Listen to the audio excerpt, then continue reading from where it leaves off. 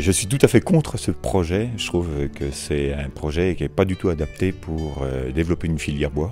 C'est quelque chose qui est qui tourne plus autour du financement que de la valorisation de la matière. Sur ce site, déjà au niveau des autorisations, je ne cache pas que ça a été très compliqué. Pour monter cet atelier, j'ai 2 ans et demi pour avoir le permis de construire. Je suis sur mon projet de petite scierie qui est juste derrière. Ça fait 18 mois que j'essaye d'avoir un permis de construire sans demander aucune subvention. Ça veut dire que c'est des choses que je finance moi-même. Et en création d'emplois, j'ai 2 employés actuellement et je pense en pouvoir en créer 2 postes supplémentaires, si l'avenir me le permet. C'est vrai que les politiques, tout simplement, ne favorisent pas du tout, aident aucunement les petites entreprises telles que les miennes, ça c'est sûr. La mairie, est tout à fait pour mon projet et m'aide beaucoup. Et c'est vrai qu'il faut vraiment patiner pour arriver à obtenir quelque chose aujourd'hui, des autorisations pour travailler tout simplement. Et à côté de ça, on monte des unités qui vont couvrir des hectares, qui vont moissonner le bois sur le Morvan et avoir aucune valeur ajoutée à ce matériau, quand même le Douglas, où on en fait tellement de publicité et de choses, il y a quand même des valeurs qu'on pourrait amener à cette matière. Et finalement, il n'y a aucune valeur ajoutée à tout ce potentiel. Donc on parle énormément de potentiel, mais finalement, le potentiel, on ne le voit pas du tout. On le voit pas du tout. C'est vrai que ça va devenir problématique au niveau achat des bois. La dernière vente de solieux de bois, à ce que j'en entends parler, moi, c'est pareil. Ils récupèrent 90% de ce qui est à acheter. Ils achètent 20-30% dessus.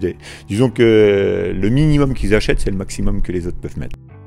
Je pense que des unités comme ça, ils ne sont pas là pour valoriser le bois, pas du tout. Ils sont là pour avaler le bois, tout simplement. Après, la transformation qu'ils en font, je pense qu'il y a beaucoup plus de déchets que de bois scié.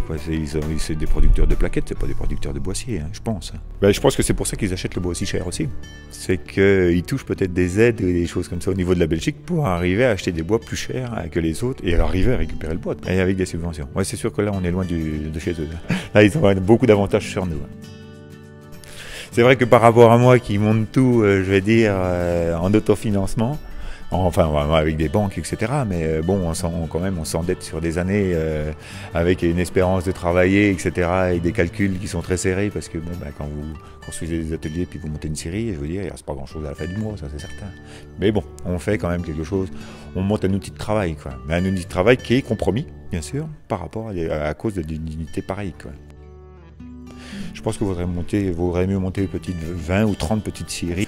Subventionner ces petites scieries qui vont créer, je ne sais pas, sûrement autant d'emplois et voire plus que ces grosses unités-là. Et en plus, s'il y en a une qui capote, il n'y en a qu'une.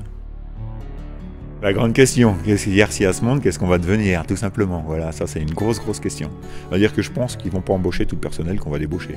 Ça serait bien dommage que RCA se monte. Je pense que déjà, de toute façon, le Morvan n'est pas capable de fournir autant de scieries, parce que le Morvan, c'est quand même relativement petit, On n'en a pas des centaines de milliers, de millions de mètres cubes comme ça, là, qu'on trouve. Mais bon, je pense que ce qu'on a oublié quand même dans tout ça, c'est quand même il y avait une économie du bois local qui existait, Et cette économie qui tournait autour du bois, les marchands de bois, etc. Tout ça, ça a été complètement zappé pour mettre en place des grosses unités comme ça, en oubliant qu'il y avait déjà pas mal de monde qui travaillait dans la forêt. Je pense que dans quelques années, dans les mois qui arrivent, je pense qu'il y en a qui vont s'interroger, c'est sûr. On voit que ça se déboise énormément. Comme ils sont partis là, je pense qu'en 5-6 ans, ça va déjà faire un gros trou, sans RCA. Simplement fruitière. Et c'est vrai que sur ce côté-là du Morvan, tout est acheté, tout est récupéré.